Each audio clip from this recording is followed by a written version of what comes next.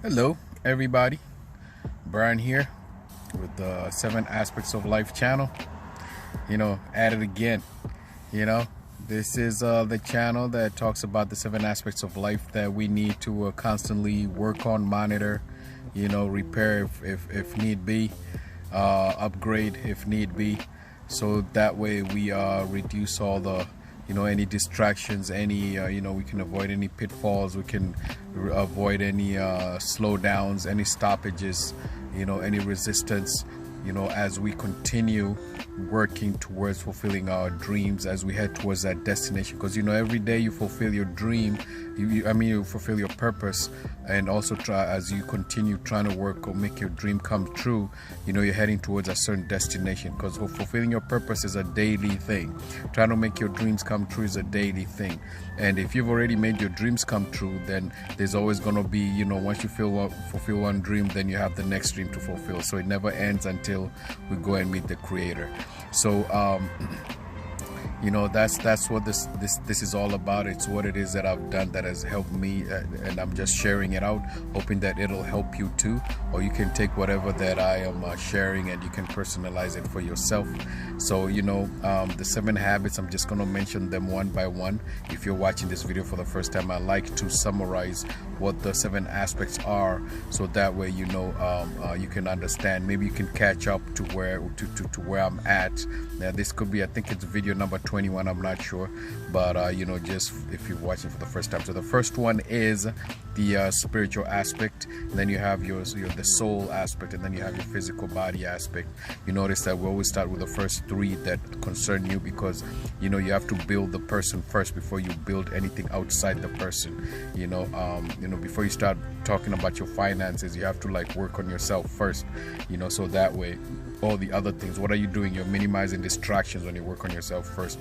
You're minimizing resistance, you're minimizing stoppages. For example, if you're not as healthy as you're supposed to be, then it becomes hard for you to go out there and work on your finances. It makes it hard for you to do the social thing. It makes you hard to teach others what you've learned. So anyway, first 3, your spiritual aspect, your soul aspect, your physical body aspect, and then we have then you go to your financial aspect, and you put that before your social aspect, because every time you work on you're dealing with the social aspect of your life, money seems to be involved all the time. Money pops up all the time, even if it's just you dealing with yourself. Somewhere along the way, money is going to pop up in the along the process of dealing with others. So you have the 4th one, like I said, is your financial aspect, and the 5th one is your social aspect. The 6th is renewal aspect, because when you go out there and you're giving it 100% of yourself as you continue to fulfill your purpose on a daily basis and try to make your dreams come true, you do use up energy. You do burn energy. So you need to find a way to always renew yourself. Obviously there's sleep.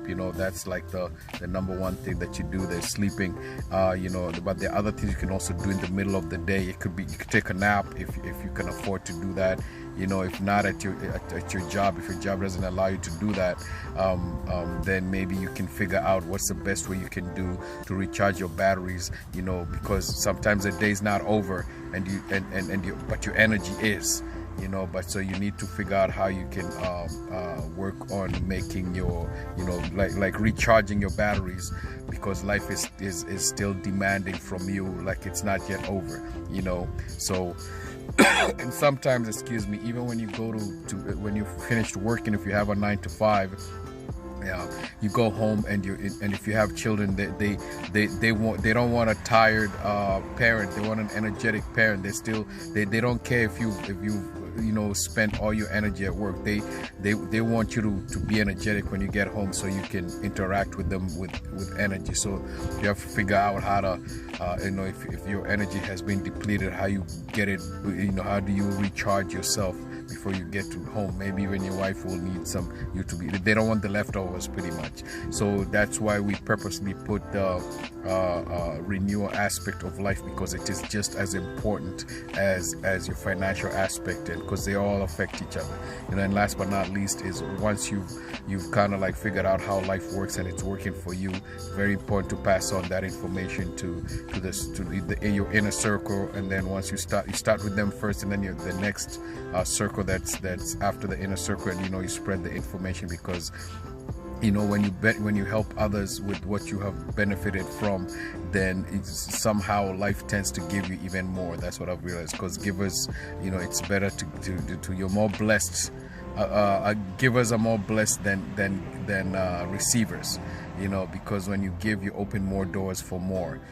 So it doesn't mean that there's anything wrong with receiving, but you just tend to have more coming at you. But you don't give so that you can get more. You give because it's a good thing to do. So you hand information out. If it's your children, you don't want them to start at the same level that you started with. Say like, if it's a ladder, you don't want them to start at the bottom of the ladder. You want them to start like halfway, because you've gone halfway up the ladder. So once they start at on your shoulders, and they keep going further up, and that's how, if you notice, if scientists never did that, if that's how we have airplanes that are flying now, and we have submarines, and we have smartphones, because one scientist started a certain they had some information concerning the technology, and they passed on to the next generation of scientists, and then those scientists passed it on all the way to where now we have airplanes that can carry 500 people at almost like 500 miles, sometimes 600 miles an hour, at sometimes at 3,000 miles of difference between one destination to another, over water, safely. So that's because one innovator got some information, and they passed whatever they had, the information they had gathered, to the next innovator, who took what they had gotten from the first innovator, and added added their information that they had gathered to what they had just gotten from the previous innovator, and as it's an increment of information, and at the end we get things that bless us. So you also want to do the same with your children. You don't want them to start from scratch, because that's actually one of the reasons why you exist as a parent. Even as friends, if a friend of yours is about to start something that you have an experience on, they can learn from your mistakes. They can learn from the strengths that you have gained from that experience, or they can learn from your mistakes, or the tricks and tips that you have for them. So anyway, that's that. I was just briefly explaining the importance of duplication, which is a 7th aspect of life. But the video today is really about inputs and outputs. On the 7 aspects of life, what you're doing is that there's sometimes you demand something from a person or from something, but then most of the time is also that person or that something is demanding something from you before you demand something from it. Now I'll give an example of a vehicle. Say for example, you're trying to drive, you have a trip that's about 300 miles long. So what usually you're going to do is you might check your oil levels, you might check all your fluid levels, you might check your tire pressures, you might you'll check your gas, see if you've got enough. Of course you can stop along the way, but you're going to check your gas. You're going to make sure that the car has whatever it needs. So what is that? Your car, you're asking your car to give you an output of 300 miles from one place to another, but your car's like, before you ask me to do that, I'm asking you to make sure that I have everything I need so I can give you what you're asking from me. So when you put everything you need in the car before you do that, that's called input. So you're inputting in the car so that you can get the output that you desire. So it's the same thing with all the 7 aspects of life. So when it comes to your spiritual aspect, there are things that you might demand from your spiritual aspect. For example, your spiritual aspect is the one that has sensitivity to to what happens in the spiritual world. You know, it has it's the one that enables you to connect to your creator, because your creator is a spiritual being, and his son too. You know, so when I say spirit, your creator, I mean God, and when I say son, I mean Jesus Christ. You know, so you need to be feeding that spiritual aspect of yours, because you know that's your inputting. You know, you're inputting in your spiritual aspect, because when sometimes life hits you hard, it is usually the solution comes from the spiritual side before it manifests into the physical side.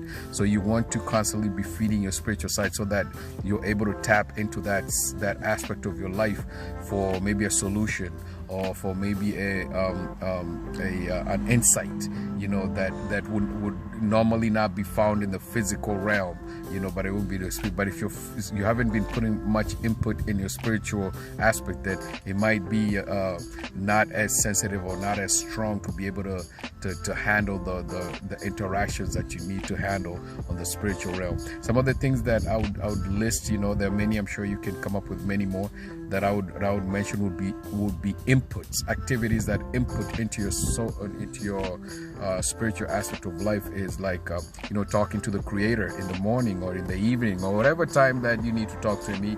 His line is never busy. You know, you'll never hear like a busy dial tone. You know, his line is always open, so you can talk to the creator on a daily basis, you know, just like you talk to your friends. You know, he's open to have conversations with you. And also the other thing is you can read his holy scriptures. You know, that's one way he also talks about you, to you. You know, it's like when you reading his holy scriptures, you know, the reason why I put talking to him first is because, you know, if somebody wrote a book and you know they were sitting opposite of you, you know, which one would you rather? If you know, it's good if you talk to him, you can ask him more questions. If you read his book, it's good too, but you know that he can actually explain some things in the book that he wrote. I'm giving an example of if you're reading a book and the author was sitting right opposite you on a table. You know, as you read the book and you had questions about the book, you can ask him because he's right there present, you know, next to you. So this is a good thing with the Holy Scriptures. As you read, you can talk to him. Maybe if you have a question, if you don't understand, you can always ask him for help, you know. And if not, sometimes it can show you even more than you know, then you can learn, you know, from the Scriptures. So those are some of the things, like talking to the creator, reading his holy scriptures, meditation on the holy scriptures, fasting can also be an input, fellowshipping, or, you know, interacting with other believers, you know, people who believe in the creator and believe in his son, you know. And when I say son, I mean Jesus Christ.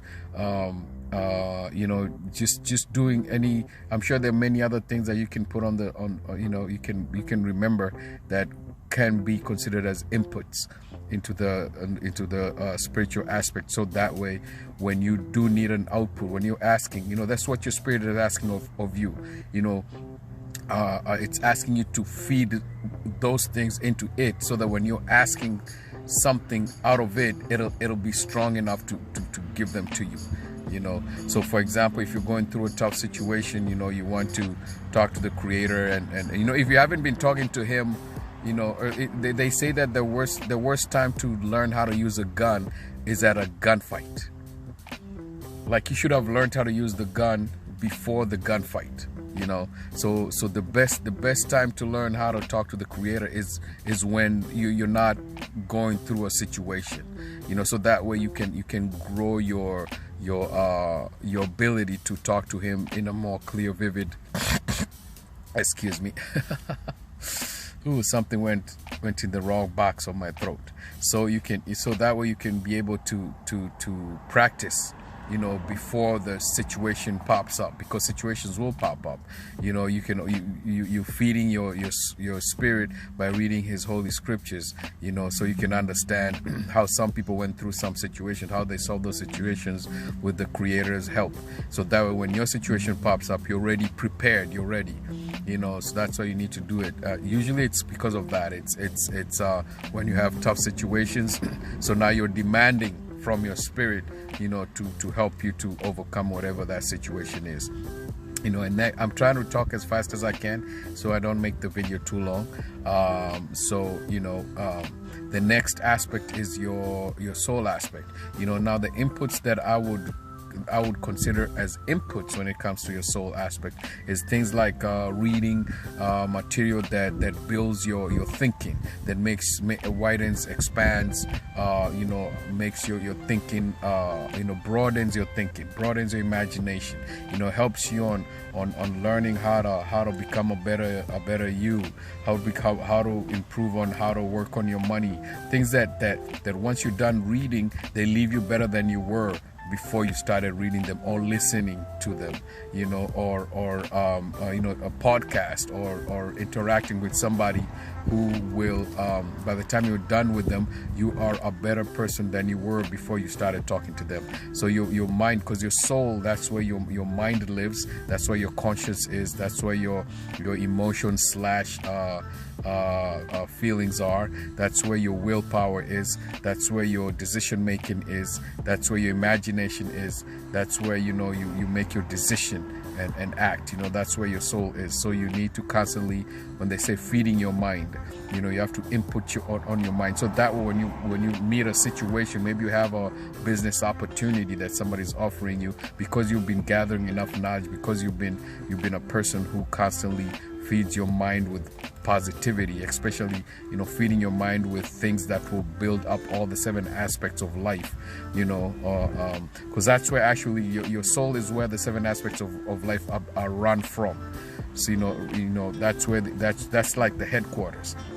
So as you're feeding your mind on material that will help you build all the 7 aspects and your soul at the same time, it becomes easy to you make more informed decisions, more wise decisions, things that were like a resistance or that were a struggle are not a struggle anymore, because they say every problem is a wisdom problem. When you have a problem, it's not the problem is not the problem. It's the fact that you don't know how to solve the problem. That's the problem. But once you figure out how to solve it, then the aspect of it being a problem disappears. For example, if you're trying to teach a teenager how to drive a car, that's a problem. It's a problem in itself. It's a challenge. But once you know how to do it, the most effective way to do it, and they actually do learn how to drive a car, then that problem has disappeared. Why? Because of the knowledge that you gained from it, because of the knowledge that he gained from it. So that's why it's important to always constantly feed your mind with material that build all the 7 aspects up, and especially your soul. So that's the input. That's the input. You're constantly inputting, in your mind. And the good thing is that your mind is like your physical body stomach, because whatever you feed the stomach of your pimple body will manifest on the outside. It'll show. It might make your skin look better or pimpled up. It might make you gain weight or stay slim. So whatever you eat will show up. So your mind is like the stomach of your soul. So you have to feed it the right kind of material if you want to have a healthy output. So the output is just when you have to think of a solution when you're in a situation, or you have to think of maybe you're planning, maybe you're trying to think of your future plans, you're trying to imagine, you're trying to visualize all those things. If you feed your mind the right things, it makes it a little bit easier to do. I'm sure you can come up with many other examples, but I'm just trying to give just a few, but there are many others, obviously, that you can give, and there are many inputs I'm sure you can give, and many outputs of examples that you can give. So the next one is your physical body. That one I know a lot of people really know about that. That's when you're feeding your body the right kind of food. You are you're sleeping well, you are taking supplements if you need to, you are visiting your doctor on a regular basis, so all these are inputs. So this is when your body is like, okay, you want a healthy me, then this is what you need, this is the things you have to input in me to give you what you want. I always say that when your body is in good condition and then something maybe happens to you, like some people go on surgery or they're sick, because they have been piling up hips of healthy habits, if they encounter a challenge, in the future, their body is able to handle it because they've been piling up hips of health. That's, for lack of a better way of expressing it, they've been living a healthy lifestyle, so that way, sometimes when something happens, their body can handle it. So that would be, I would consider that an output. Something is attacking your body. Now you're asking your body to take care of you. That's an output. But because you've been taking care of it, it takes care of you. So it's actually the same thing with all the soul, the spiritual and the soul aspects. Because you've been taking care of those aspects, they take care of you when now you need them to take care of you. Another thing is a gym. You can say, like, a lot of people might consider a gym, working out, exercising, as an input. It's kind of like both an input and an output, because when you work out, you're actually asking your body, you're volunteering yourself, to stress your body voluntarily. Like you're doing it on purpose to stress your body. Because when you go to the gym, your body gets stressed. You're stressing your body, which is a good thing, a good stress, And once you stress your body, then when it repairs, then it comes back stronger. Like, for example, they say when you work on your biceps, the reason why muscles grow is because you rip the muscle cells, because they're like thready, they're like elongated cells. When you rip, for example, if you rip 10 of them, when your body repairs those 10, it not only just repairs the 10 that you ripped, it'll add a couple of more. So in case the next time you curl that then 40-pound dumbbell, it'll feel easier, because you just gained. You just repaired the ones that you ripped, and you gained 10 more, and that's how you become bigger and stronger. So so I would consider working out or exercising as an output. But then that output, because you're asking your body to do something. When you go to the gym, you're asking your body to do something. Output is when you're asking your body to do something. Input is when your body's asking you to do something, before it gives you what you want. Give me an input so I can give you your output. So you're gonna eat right, you're gonna sleep well, you're gonna drink, you're gonna be hydrated. And once you're hydrated, then you go to the gym, you get that output, and then that output also gives you an input, because after that, then you have a stronger body, and you have the endorphins, those are the chemicals on your body that give you that good feeling. So it's like you're getting you get an output that gives you an input. We are very interesting creatures that way. So you're building yourself with that. So I'm sure you can come up with many other examples of input and output when it comes to your physical body. Now, when it comes to finances, it's the same thing with, you can be like, you can consider investments, as an input. You can consider starting a business as an input. Not spending your capital in the business as an input, investing in your business, investing in yourself, investing in financial knowledge and understanding and literacy. That can be considered as an input, because as we all well know, that money is maybe one of the aspects of life that demands a lot of output. So that way, if you put in a lot of input, you're understanding, you're doing 3 things. I believe there are only 3 things you can do with money. I learned this from a very smart person.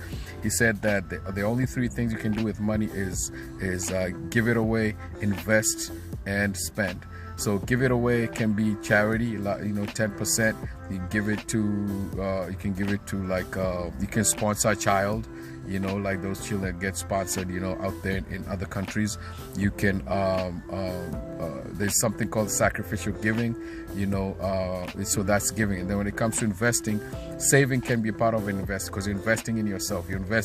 Maybe you're saving for a vacation. What are you doing? You're investing in your future. Maybe your vacation is going to be in December, and we're in June right now. So you're investing in your future in the next few months. So I consider saving as investing in what? In yourself. Because when you're saving money, you're going to do something with it. you know. So what you're doing is you're investing that money as a saving to yourself. But there's also, you know, stocks and bonds and all that stuff, you know. So the only three things you do with money, and then obviously spend it, you know, spending on bills, and you know, don't forget to have some fun money too, you know, because when you don't have fun with your money, yeah, then the money starts getting funny, you know, and then at that time you kind of like start getting burnt out. It stops the you trying to work on your money starts losing meaning, because you know you do need to reward yourself once in a while. So, you know, three things. And obviously when I said three things, inside those three things, there's like myriads of other sub titles in that. Like when I say investing in yourself, there's savings, there's bonds, there's investing in other people's businesses, your business, you know. So investment is a whole other book by itself. When I say giving, that's a whole other book by itself. Spending money, that's a whole other book by itself. So we all know that there's a whole lot more than I'm just kind of like touching on each and every one of the topics, but we all know that there's a whole lot more than that. So, and then that's the input, you know. You input, you get education, you learn from people. If you're trying to invest, look for the person who you believe is the best investor that you know out there, who you like how they teach. Like for example, I like the way Warren Buffett teaches when it comes to stocks, you know. I can because there's people who will teach something and you will not be able to relate. Maybe some people will not be able to, you know, relate to you know, like there's some teachers in high school you were not able to relate to, and others you were. So you look for somebody you can relate to, and is at the place where you want to be, you know. Excuse me. There's people who teach you how to spend your money wisely. There's people who are going to teach you how to give your money wisely, you know. So you know, always if you're starting something for the first time, always seek somebody who's ahead of you. And even if you're an expert at something, there's always somebody who's always going to be ahead of you. Always. Doesn't matter how good you are at something, somebody will always be ahead of you. So there's no point way in our lives that we will not going to need a mentor, a teacher, you know, somebody who's going to hold our hand to you know, to help us to climb up in whatever we're trying to do, you know. So that's the financial aspect. I'm sure you can come up with many other examples of inputs and outputs when it comes to the financial aspect. Outputs are, you know, bills, things like you know, eating out, you know, so many things that we can do with money that are outputs, you know. I'm sure you can come up with many examples too. So the next one is your social life. Now, when it comes to social life, you know, the input is when you do good things to other people. You know, for example, if you're kind to them, if you help them out, if you listen to them, if you and there's something called, another smart person called it depositing into people's emotional bank accounts. Everybody has a bank account inside them, inside their soul. And that bank account is based on, you don't invest, you don't put money in it, you put emotions in it. It's an emotional bank account. So when you do something good for somebody, that's like you deposited it into their emotional bank account, and that should be our default. Every time you meet a stranger or somebody you know, your default should always to invest, to deposit into the emotional bank account. Now, a stranger, for example, it could be like just holding the door as maybe you're walking into a store, he's walking in, you're walking out, you hold the door for them, or you just smile at them. Or if you go to a store, the guy behind the cashier, you could ask him how his day was. And I don't mean like mechanically, like you could be genuine, you know, just find out how his day was, because most of the people don't ask how the you know, they don't talk to the cashier as if they were human. They just want what they want, they pay and they leave. Sometimes you just smile at them, you know, just making it a habit of depositing to people's emotional bank accounts. Now, when it comes to the people who are in your inner circle, you have to do it even more often. For example, if you have kids, you know, you can deposit in the morning, and then at lunchtime you just withdrew. You know, so it has to be like on purpose. What we're trying to do with this channel is to make sure that we're doing everything on purpose. Nothing is left purposeless. Everything is being done on purpose. Because, you know, if you think that's crazy, then think about nature. There's nothing in nature that's purposeless. Everything has a purpose in nature. The only difference that with us is that our Creator gave us a choice whether we're going to do things, or whether we live our life of purpose or not. Nature doesn't have that choice. A tree does what it's supposed to do. The ocean does what it's supposed to do. A volcano does what it's supposed to do. A cockroach, as much as I dislike them, do what they're supposed to do. They work on that. They run their program. They do not say no to their program. The only creatures that the Creator created that has a choice on whether they're going to work on their purpose or not, they're going to live their purpose or not, is the humankind. So that's why we are choosing in these 7 aspects of life. We're choosing to do everything on purpose. We're choosing to not leave anything purposeless. So when it comes to depositing, and especially people who are close to you, that it should be like a constant. It should be like your default. It should be on autopilot. You're constantly just feeding, depositing into the emotional bank accounts, which is considered an input. Because what's an output? An output is when, for example, if I've been like, listen, if my daughter, like for example, she's 9 years old, and maybe she wants me to play with her dolls. Maybe she wants me to watch a kiddie movie with her. Maybe she wants me to play with her outside at the park. Those are inputs. And then when it's time to output, my output would be like, I would ask her to clean her room, or maybe I'd have her to finish her homework on time, or to eat vegetables that she doesn't like. So that's me. I'm withdrawing, because there's depositing into the emotional bank account, and there's withdrawing, from the emotional bank account. So me asking her to maybe clean her room would be a withdrawal, and that would be an equivalent to also an output. So those are some of the examples that I can give when it comes to input and output. So input for human, when it comes to socializing, is depositing into the emotional bank accounts, which means just doing things for them that adds value to them. Smiling at somebody is adding value to them, because maybe nobody smiled at them all week. And when you do that could, you never know, that could change something. Maybe reduce the negative feelings that they have at that particular moment, and then output is you demanding something from them. But there should always be more input than output. It's just like when you put money in the bank. If you have like $200 million in the bank account, you don't go and ask. I mean, you can get a loan, I understand, but you don't go and put in the $200 million, and then the next thing you go and withdraw it. I mean, you can, but that's not how it usually works. But if you have $200 million in the bank account and you go and ask for 10,000, you still have plenty left in there. So there should always be more input in all the aspects of life than there is output. So we should always be focusing on inputting. Like the percentage of activities should involve inputting, and a lower percentage should involve outputting. I'm just creating words here. Yeah. So that's an example I would give when it comes to socializing. Now, when it comes to renewing yourself, you can learn. You can learn how to. This one's a little interesting, because you can learn how best your body. Maybe your sleeping position. Maybe you snore. You learn how do I stop doing that? Maybe you wake up sometimes with your back hurting or your neck hurting. You try to educate yourself, or talk to people who are qualified on how maybe that cannot happen. So you're educating yourself on that too. Maybe you could educate yourself on how if naps are